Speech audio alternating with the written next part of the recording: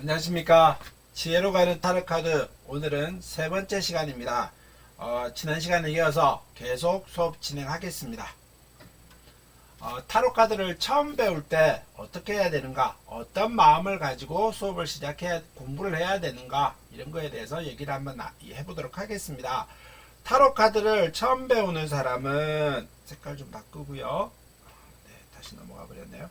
타로 카드를 처음 배우는 사람은 쉽다고 생각할 것이다. 왜 쉽다고 생각할까요? 일단 그림으로 되어 있어서 쉽게 접근을 한다. 타로 카드가 우리가 이제 일반적으로 유니버셜 웨이트 같은 경우는 78장이 있습니다. 이 중에서 우리가 78장 중에 한 3분의 1 정도는 누구나 다 긍정적으로 행복한 그림의 카드, 또 한 3분의 1 정도는 누구나 다 싫어하는 그림의 카드지요. 때로는 요 중간에 또 한 3분의 1 정도는 꼭 세모라라고 표현하기는 어렵지만은 아리송한 그림의 카드들이 있습니다. 그래서 전체적으로 보면은 누구나 기분 좋고 화려하고 웃고 있고 이런 그림의 카드들은 그림이 예스다, 행복하다 이렇게 말을 하고요. 또 누구나 이런 그림들은 나쁜 그림의 카드를 바라보게 될 때는 마음이 아파하지요.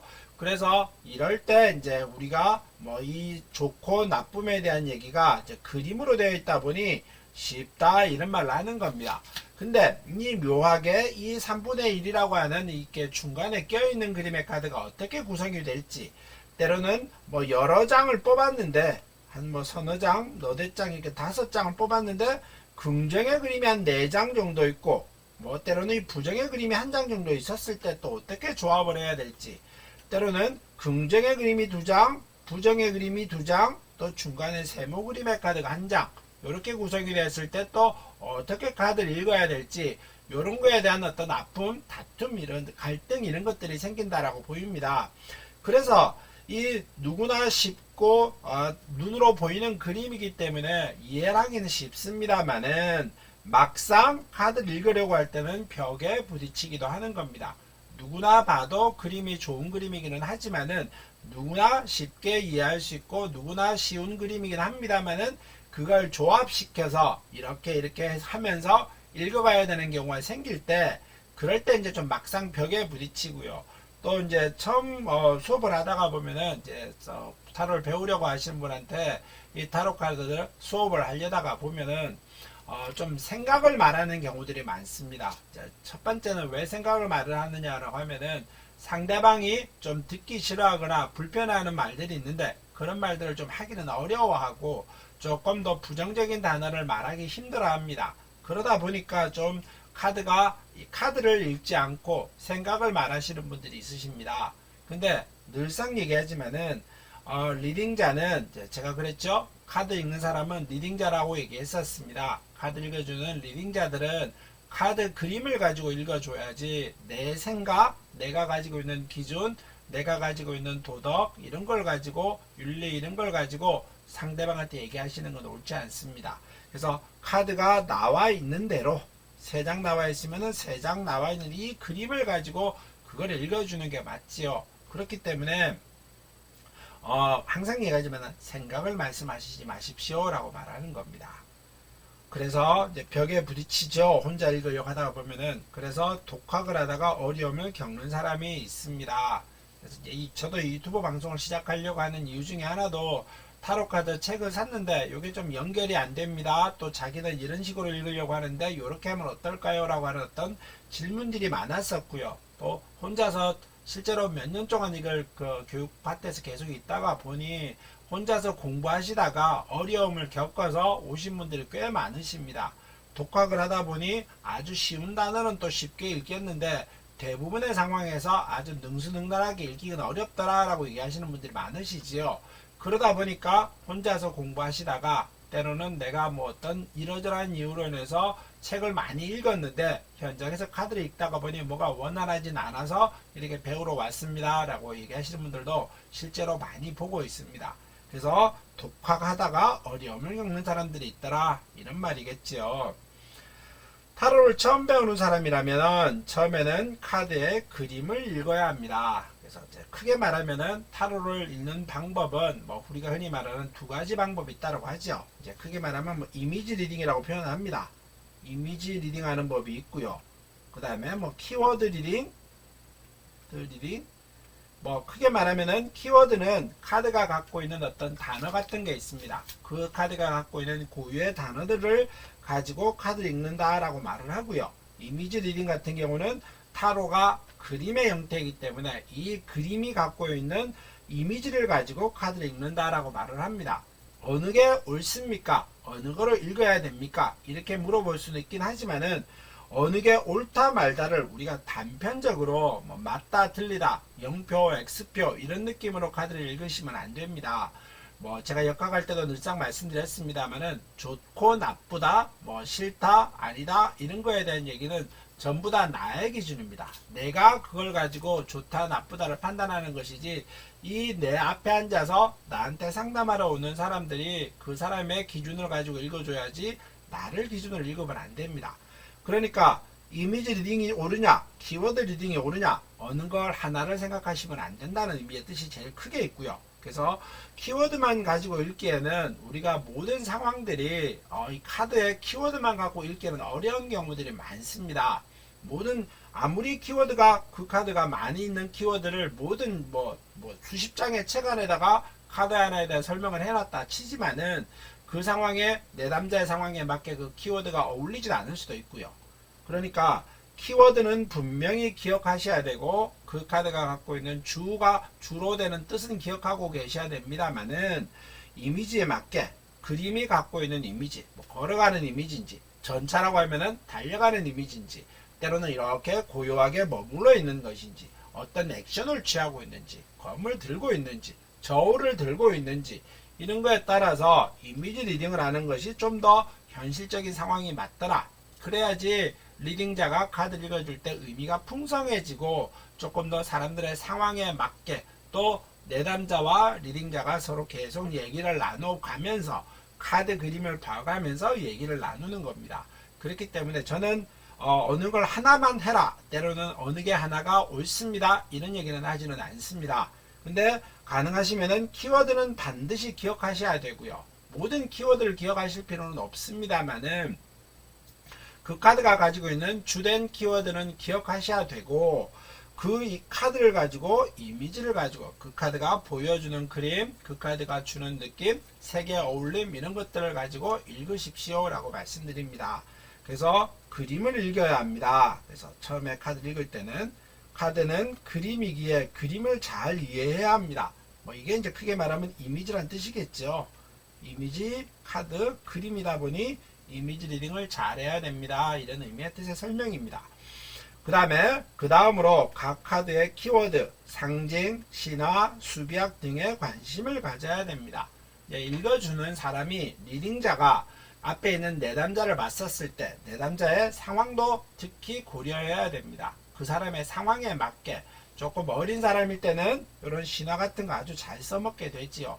타로를 가지고 중고등학교 가서 이런 어떤 오픈 강의를 한번 하게 될 경우에는 이런 학생들한테 얘기해 줄 때는 타로가 갖고 있는 신화에 대한 이미지도 아주 재밌게 엮어서 설명해 주시는 것도 좋고요.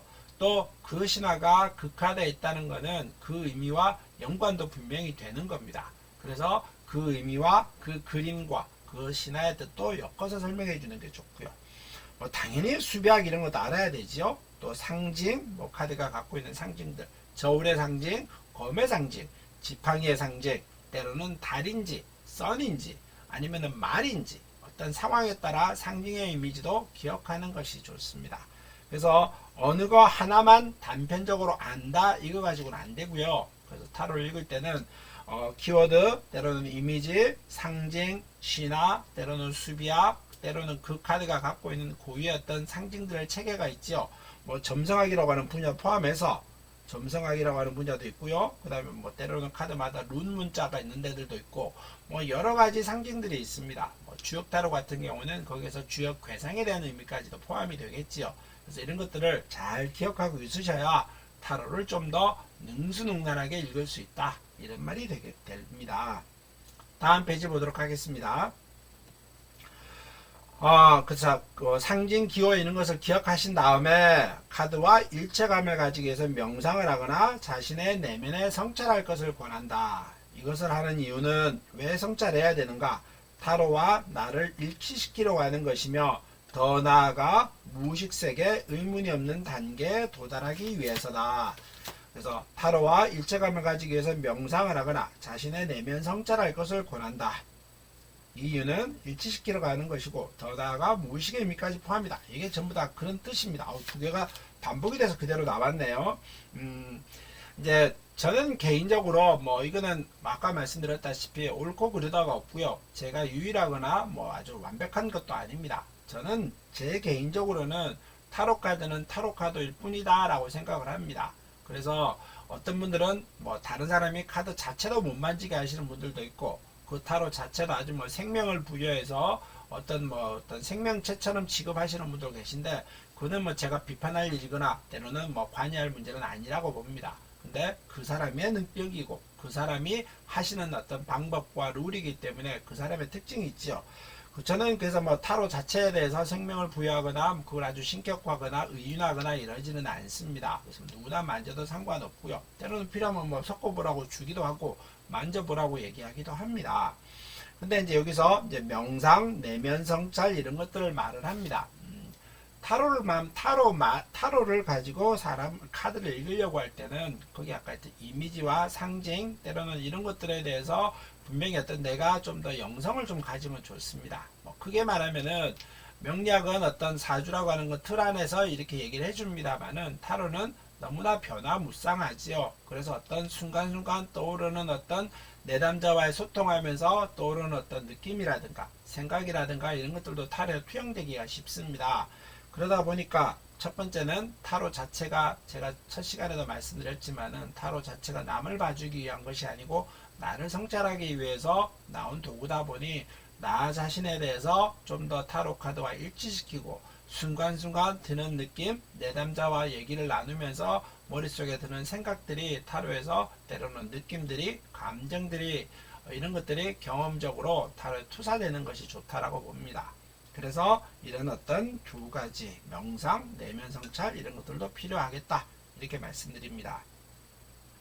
이제 얘기죠. 카드의 핵심 단어를 빨리 외우는 것이 카드를 잘 읽는 것이라 생각하기 때문입니다. 그래서 이제 너무나 이 근본적으로는 아무리 그림을 가지고 리딩자가 어떤 말재주라든가 화술을 가지고 카드를 읽어주기는 합니다. 그렇지만은 아무리 속된 말로 말빨이 좋다, 화술이 좋다라고 하지만은 그 카드가 가지고 있는 고유의 이미지라든가 그 카드가 가지고 있는 고유의 뜻이 있겠죠. 키워드 같은 것들도 반드시 익히셔야 그래야지 카드를 읽기가 조금 더 원만합니다. 단 너무 키워드를 외우려고 하면은 좀 불편한 일이 생기더라. 도움이 되기는 합니다. 근데 키워드를 외우면은 그 모든 상황들을 키워드만 가지고 읽기는 어렵습니다. 그래서 키워드만 가지고 읽기는 어렵다 이런 말이 되겠지요. 그래서 카드를 읽는데 키워드는 처음에 좀 도움은 됩니다. 그렇지만은 높은 단계로 가기에는 한계가 있습니다. 너무 단어에 맞춰서 카드를 읽으려다가 보면은 그 수준에서 막히는 경우들이 많이 보게 될 거고요. 또 카드의 키워드들이 의미하는 바가 이 내담자가 하는 말과 적절하게 어울리지 않을 수도 있습니다. 그러다 보니까 키워드가 중요한 역할을 합니다만은 너무나 중요하게 생각하거나 그게 어떤 매몰되거나 그것만 생각하고 하지는 말라는 뜻의 의미겠죠. 이제 카드를 읽다가 중간중간 막히는 경우가 생기면은 의욕을 잃게 되고 흥미를 잃어버리게 됩니다. 그래서 한정된 몇 단어만으로 카드를 잘 읽기는 어렵습니다. 그래서 키워드를 정리하고 외우려고 하지 마십시오. 그래서 너무나 빽빽하게 쓰고 너무나 빽빽한 단어의 키워드만 기억하고 있으면은 한계가 지어지게 되고요. 또 타로는 아주 리딩자가 유연해야 됩니다. 어떤 상황이 어떻게 오든지 간에 그 유연하게 읽어낼 수 있어야 되는데 그 유연함을 잃게 되는 것은 키워드에 너무 집착하게 되면은 그 유연함을 잃어버리게 됩니다. 그런 의미의 뜻이겠죠. 단어에 집착하고 키워드를 기력하러 간다면 곧바로 한계에 부딪힐 것이다. 로또 복권의 확률은 약 한 850만 분의 1이라고 하는데 타로카드가 켈틱 크로스베어를 한다면은 약 1조 2,500 1조 2583만 1596만 3905가지의 배열이 가능합니다. 그러니까 우리가 배우고 있는 유니버셜 레이트는 78장인데 78장을 켈틱 크로스는 그림으로 보십시오. 이게 켈틱 크로스 배열입니다. 그래서 켈틱 크로스 배열은 10장을 가지고 배열을 하게 되는데 이거를 78장을 이 10장 묶음으로 순서대로 막 이렇게 조합을 하다가 보면은 1조 2천만 가지의 배열법이 나옵니다. 근데 이거를 키워드만 가지고 읽기는 어렵지요. 그래서 이미지 리딩도 좀 하시고 그 다음에 내담자와 소통해 가면서 리딩자가 좀 화술도 좀 키워야 되고 또 다방면에 여러 사회적인 분야의 지식이라든가 이런 경험들도 있어야 되고 뭐 흔히 말하는 경륜이 있으면 읽을수록 때로는 경험이 있으면 읽을수록 카드를 잘 읽습니다 라고 얘기하는 게 됩니다. 그래서 키워드만 가지고 읽으면은 이 1조 2천만 가지의 배열법을 가지고 읽기는 어렵다 이런 말입니다. 그래서 경륜 얘기를 좀 합니다만은 뭐 실제로 좀 공부를 가르친 사람 중에 아주 젊은 사람들도 있습니다. 20대 초반의 사람들도 있는데 카드는 아주 잘 읽습니다. 현실적으로 카드도 잘 읽고 역학까지 가르쳤었는데 그분은 역학도 뭐 수년간 배우긴 하셔서 역학도 잘하고 타로도 잘합니다. 근데 이제 현실에 나가다 보니까 너무 젊은 아가씨다 보니까 이게 이제 손님하고 관계 맺게 하는 데서 너무 젊은 사람이 뭐 이렇게 다주를 보고 타로를 보는 과정에서는 내담자들이 너무 어리다가 보니 좀 뭐 이렇게 경험이라든가 이런 게 미숙하다가 보니 그 사람을 좀 꺼리지요. 차라리 이제 무속인이 돼버렸으면은 차라리 뭐 그런 어떤 신적인 느낌으로 답을 얻기 위해서 간다고는 할 수 있겠지만은 현실적으로 젊은 아가씨가 타로와 사주를 공부한 다음에 20대 초반의 아가씨가 그걸 손님들한테 상대를 한다고 보니 뭐 자기보다 어린 사람이 때로는 자기보다 내담자 입장에 따지면은 리딩자가 자기보다 어린 사람이 와서 뭐 이러이러한 어떤 리딩을 해주려고 할 때 좀 마음이 썩 흡족하지 않을 수도 있고요. 또 너무 어린 사람한테 내 개인적인 내면적인 얘기를 막 하려고 하니 그거에 대해서도 좀 불편함을 느끼는 것 같습니다. 그래서 사주도 그렇고 타로도 그렇고 좀 경륜이 있는 사람이 해야 그래서 아무래도 이제 타로 같은 경우는 조금 덜하기는 합니다만은 특히 역학 같은 경우는 좀 나이가 있어서 배우시는 분들이 대부분이지요. 그러다 보니까 타로도 마찬가지고 그래서 경륜이 있는 사람이 이걸 배워야 좀 더 올바른 상담을 하고 내담자들한테 좀 더 그 사람의 어울리는 얘기도 또 사회 통념적인 얘기까지 포함해서 그런 어떤 경험적인 얘기를 해줄 수 있는 그런 경륜 있는 사람들이 많이 배우기도 합니다. 그래서 이제 너무 단어 키워드에 대해서만 집착하지 마시라는 뜻의 의미를 쭉 설명을 드리고 있습니다. 다음 페이지 보겠습니다. 내담자가 하는 말을 잘 듣고 이해하고 질문으로 정리한 다음에 내담자의 삶, 상황, 관계 등에 따라서 적절하게 얘기해야 됩니다. 그래서 뭐 모든 카드가 똑같이 나왔다라고 해서 똑같이 읽어주진 않지요. 나이마다 상황 따라 현실에 따라 설명이 조금 달라지기도 하는 겁니다. 그래서 이런 것들을 이제 경륜이다라고 얘기를 하는 겁니다. 같은 카드라도 배열법에 따라서 순서에 따라서 이야기가 달라지고 설명할 것이 달라질 것입니다. 이 문제는 이제 카드 배열을 한번 보면서 얘기를 한번 나눠보도록 하지요. 예를 들자면은 이렇게 카드 배열이 3장이 됐습니다. 이렇게 카드 배열이 됐었을 때 이에 대한 얘기는 뭐 미주알, 고주알 이거와 어떻고 이거는 어떻고 이거는 어떻고 이런 듯한 얘기는 할 수 있겠지요. 그래서 이런 카드 배열법에 대한 얘기를 쭉 합니다만은 또 카드가 예를 들자면은 이렇게 순서가 바뀌어서 나옵니다. 이렇게 되면 또 설명이 달라지고요. 때로는 이렇게 돼서 나올 때 설명이 달라지는 겁니다. 그러니까 카드 배열은 뽑는 순서도 중요하고요. 어떻게 구성이 되어 있는가도 중요합니다. 그랬었을 때 이 카드 배열을 할 때는 기본적으로는 너무나 하나의 뜻에 얽매이지 말라는 의미의 뜻입니다. 그래서 이렇게 배열이 됐느냐, 때로는 이런 카드가 하나 더 추가가 되어 있느냐, 때로는 이런 카드가 여기 붙었느냐, 여기에 들어갔느냐, 요 중간에 껴 있느냐, 이런 거에 따라 설명이 많이 달라집니다. 그렇기 때문에 너무나 카드 단어 하나에만 얽매이지 말라, 그런 얘기를 지금 드리고 있는 겁니다. 그래서 카드를 읽는 거는 좋고요. 카드에 대해서 공부하는 건 좋지만은 너무나 딱딱한 마음으로 너무나 굳혀진 어떤 그런 생각을 하지 마십시오라는 얘기를 이렇게 계속 드리고 있는 겁니다. 계속 수업을 진행하도록 하겠습니다. 자, 계속 화면을 보고 또 얘기를 나누지요. 어떤 카드가 어떤 단어라는 것에 집착하지 마라. 카드 가지고 있는 그림을 기억하고 그림이 말을 하는 의미를 알고 있다면은 키워드, 단어 등에 얽매이지 않아야 한다. 이게 이제 크게 말하면은 이미지 리딩하는 방법이다. 이렇게 말을 하는 겁니다. 상상력을 발휘하고 자유롭게 활발하고 유연한 마음을 유지하라. 항상 얽매이지 말라. 이런 의미의 뜻의 설명입니다. 다음 페이지 보겠습니다. 타로의 구조입니다. 오라클 계열의 카드를 제외한 대부분의 카드 그림은 78장의 구조를 가지고 있습니다. 어떻게 말을 할까요? 꼭 이렇게 구조를 나누기는 어렵습니다만 크게 말하면 타로라고 하는 카드는요. 크게 말하면 두 부류로 나눕니다. 두 부류 나누는 여기는 오라클 계열의 카드고요. 여기는 유니버셜 때로는 마르세유 계열의 카드들입니다. 그래서 오라클 계열의 카드들은 대표적으로 카드가 일률적이지 않습니다. 대표적으로 말하면 주역 그림의 타로겠죠. 주역 타로 같은 경우는 66장이 있고요. 때로는 여러 종류의 카드들이 있는데 이거는 일률적이고 체계적이지 않습니다.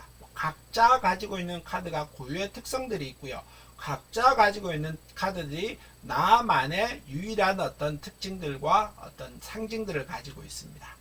근데 이 유니버셜 계열이나 혹은 마르세유 계열의 카드들은 좀 설명이 다릅니다. 크게 말하면은 이 카드들은 대부분 78장입니다. 78장이고요. 그러면 또 0번의 바보, 1번의 마법사, 2번의 고위여사제, 3번의 여황제, 이런 3번의 여황제 이런 의미처럼 기본적으로는 이게 펜이 안 나오네요. 3번의 여왕제 이런 느낌처럼 카드가 가지고 있는 고유의 특성들이 있습니다. 이런 체계들을 뚜렷하게 유지하고 가는 것이 유니버셜과 마르세유 계열의 카드들입니다. 그래서 여러분들이 어디 카드를 처음에 딱 보더라도 카드를 딱 펼쳐놓고 보니까 이게 어떤 카드인지 잘 모르겠다 이렇게 얘기하면 카드의 장수를 먼저 확인 한번 해보십시오. 그래서 78장이다 그러면 유니버셜이냐 마르세유 계열의 카드구나. 근데 카드가 78장이 아니고 50장, 때로는 60장, 때로는 108장, 이런 식으로 어떤 카드가 일률적으로 앉게 구성이 되어 있다. 이러면은 오라클 계열의 카드입니다. 그래서 이 카드들은 내가 이 유니버셜 계열이나 마르세유 계열의 카드를 아주 잘 알고 능숙하게 얘기할 수 있다고 하지만은 이 오라클 계열의 카드들은 처음 보는 사람은 알기는 어렵습니다. 그러니까 이 각자 50, 60, 108 이렇게 되어 있는 카드들을 하나하나 다 새롭게 배워야 됩니다. 처음부터 공부를 새로 해야 된다는 뜻이고요. 그 카드가 가지고 있는 고유의 특징들이 있기 때문에 이 비밀이라고 하는 뜻이 있기 때문에 그렇습니다. 근데 반면에 유니버셜이나 마르세유 계열의 카드다 이렇게 얘기할 때는 이 78장의 힘을 가지고 있는 카드들은 대체로 0번의 바보, 1번의 마법사, 2번의 고위여사제, 3번의 여황제, 4번의 황제 이런 어떤 나름의 비슷한 체계를 가지고 있습니다. 그래서 나름의 비슷한 체계를 가지고 있으니까 이런 78장이라는 카드 종류가 있다라고 얘기하면은 나름의 조금 살펴보고 이 카드들은 내가 그 카드가 가지고 있는 고유의 특징들이 있기는 합니다만은 이런 78장의 장수를 가지고 있는 카드들은 나름의 비슷한 체계들을 가지고 있습니다. 그래서 유니버셜하고 마르세유만 잘 배워 놓으시면은 이 카드는 대체로 이런 78장으로 되어 있는 카드들은 대체로 읽을 수 있습니다. 대체로란 말은 꼭이란 말은 안 들어가지요. 왜냐? 그 카드가 가지고 있는 고유의 특징들이 있죠. 예를 들면 여신타로 같은 경우는 여신들에 대한 설명이 있을 것이고 부타타로 같은 경우는 부처님에 대한 생애 같은 것도 들어갈 것이고 예를 들면 아라비안 나이트라든가 철로역형 같은 아라비안 나이트에 대한 얘기 이런 것도 각자의 내용에 들어있는 겁니다. 그래서 그 의미의 뜻이 조금씩 들어있기 때문에 그 나름의 뜻이 있기 때문에 다라고는 할 수 없고요. 그래서 대부분 읽을 수 있다 이런 말입니다. 그래서 오라클 계열의 카드를 제외한 대부분은 78장입니다. 이게 이제 유니버셜하고 마르세유 계열의 카드들입니다. 유니버셜과 마르세유는 대체로 비슷한 흐름을 가지고 있기는 합니다만 조금 한계가 다릅니다. 8번의 힘 그림과 그 다음에 11번의 정의 그림의 카드들이 서로 배열이 바꿔되어 있습니다. 유니버셜 같은 경우는 8번에 힘이 먼저 나오고 11번에 정의가 나오지만은 마르세유 계열의 카드로 가면은 8번이 정의고 11번이 힘입니다. 이런 어떤 것들 서로 상호 교차적으로 나와 있지요. 그래서 각 카드들은 특징이 있다. 그 다음에 메이저와 마이너로 구분이 되며 메이저 카드와 마이너 카드로 구분이 되며 메이저 카드는 0번에서 시작하여 21번까지의 구조를 이루고 있다. 이렇게 얘기하면 메이저 카드를 한번 볼까요? 메이저 카드는 유니버셜 웨이트에서 메이저 카드는 22장이 있습니다. 이 22장이 있는데 이 메이저 카드들은 우리가 뭐 메이저리거 마이너리거 이런 말들을 많이 하지요. 그래서 메이저리거 마이너리거 이런 의미로 따졌을 때는 메이저 카드를 구분할 때는 제일 먼저 여러분들이 아셔야 될 것이 번호와 이름이 있습니다. 그래서 타로 카드에서는 그림에서 보면은 이름만 있는 사람 그림도 있고 번호만 있는 카드들도 있습니다. 근데 메이저 카드는 이름도 있고 번호도 있습니다. 뭐 쉽게 말하면은 이렇게 위에 있는 것들은 전부 다 숫자지요. 그래서 번호라고 표현을 하고요. 밑에 있는 것들은 이름이라고 말을 합니다. 그래서 메이저 카드들은 이름이 있고 번호가 있는 그림의 카드가 메이저 카드다. 이렇게 기억하시면 되고요. 뭐 예를 들자면은 이런 그림의 카드는 밑에 이름은 없습니다. 위에 번호만 있죠. 번호만 있고 밑에 이름은 없기 때문에 이런 그림의 카드들은 마이너 카드다. 때로는 이런 어떤 에이스 카드긴 합니다만은 이 카드도 보면은 위에 번호는 없습니다. 밑에 이름만 있죠. 그래서 이름만 있거나 때로는 이렇게 번호만 있는 그림의 카드들은 마이너 카드고 메이저 카드들은 이름도 있고 번호도 있고 이름도 있고 번호도 있고 때로는 이름도 있고 번호도 있고 둘 다 있는 그림의 카드들이 메이저 카드다. 이렇게 기억을 하시기 바랍니다. 그 다음에 마이너 카드는 56장 4종류의 슈트로 이루어져 있다. 이것도 한번 4종류의 슈트라고 하는 것도 한번 살펴보도록 하죠. 네, 코트 카드 4종류입니다. 페이지, 나이트, 퀸, 킹 순이고요. 10번까지의 숫자 그림의 카드 다음에 오는 코트 카드니까 11, 12, 13, 14 이렇게 얘기할 수도 있습니다. 그래서 이 코트 카드는 각 상징들마다 전부 다 있습니다. 여기는 컵이니까 컵 카드의 페이지, 나이트, 퀸, 킹. 그 다음에 이거는 동전이긴 하죠. 동전에도 페이지, 나이트, 퀸, 킹. 검도 마찬가지고요. 검도 페이지, 나이트, 퀸, 킹. 그 다음에 지팡이도 페이지, 나이트, 퀸, 퀸. 이렇게 모두가 전부 다 코트 카드가 4가지로 구성되어 있다. 이렇게 말씀드리겠습니다. 그 다음에 숫자도 마찬가지지요. 1번에서 10번까지의 숫자가 있고요. 핀 카드와 코트 카드로 구성되어 있다. 이런 의미의 뜻의 설명입니다. 그래서 타로의 구조는 이렇더라. 이것들도 기억을 하시기 바라겠습니다. 대부분 이 구조 속에서 각자 가지고 있는 카드 고유의 의미를 더하여 카드가 이루어져 있다. 상징, 기호, 신화 여러 가지 어떤 조합들이 모여서 타로가 구성되어 있고요. 각자 가지고 있는 카드에 가지고 있는 그 고유의 의미가 있다는 뜻입니다. 쉽게 말하면은 여신 타로 같은 것들도 때로는 우리가 오라클 계열의 카드긴 합니다만은 주역 같은 것도 때로는 룸 문자가 있기도 하고 이런 각자 고유의 그림이 있다. 이런 의미의 뜻이겠죠. 22장으로 구성된 메이저 카드의 구조는 큰 변화 없이 각 카드의 특성이 반영된 그림으로 그려져 있습니다. 그래서 대부분의 유니버셜이나 마르세유 계열의 카드들은 그렇습니다. 메이저 카드들에는 그림이 아주 화려하고 잘 구성되어 있죠. 여러 가지 의미도 많고 상징들도 많이 있습니다만은 마이너 그림에는 그렇지가 않습니다. 근데 이제 특히 유니버셜 계열의 카드들은 그렇지 않습니다만은 마르세유 계열의 카드들은 이 마르세유 계열의 카드의 의미의 뜻은 마이너 그림의 카드가 전부 다 상징들만 있습니다. 지팡이든지 검이든지 펜타클이든지 컵이든지 상징들만 있는 반면에 이 유니버셜 웨이트 우리가 배우는 유니버셜 웨이트는 마이너 그림에도 그림을 그렸고 상징만 그렸지 않다는 뜻입니다. 사람도 그렸고 여러가지 스토리를 넣었다 이런 의미의 뜻이 됩니다. 그래서 상징도 그렸고 그리며 그 의미를 부여하여 이야기를 좀 더 풍성하게 만들었다. 그러니까 메이저만 가지고 풍성하게 그림을 만들지는 않고 마이너 카드에도 우리가 배우고 있는 유니버셜 웨이트 그림의 카드에서는 마이너 그림에도 사람을 넣고 여러 가지 상징뿐 아니라 스토리를 넣어서 또 색깔도 아주 부드럽고 또 밝은 톤으로 만들어서 사람들이 보기 쉽게 만들었지요. 그래서 가장 많이 쓰이고 여러 사람이 배우기 좋은 그림의 카드가 유니버셜 웨이트 타로입니다. 그래서 좀 더 풍성한 얘기가 유니버셜 웨이트에는 다 들어있다 이렇게 얘기합니다.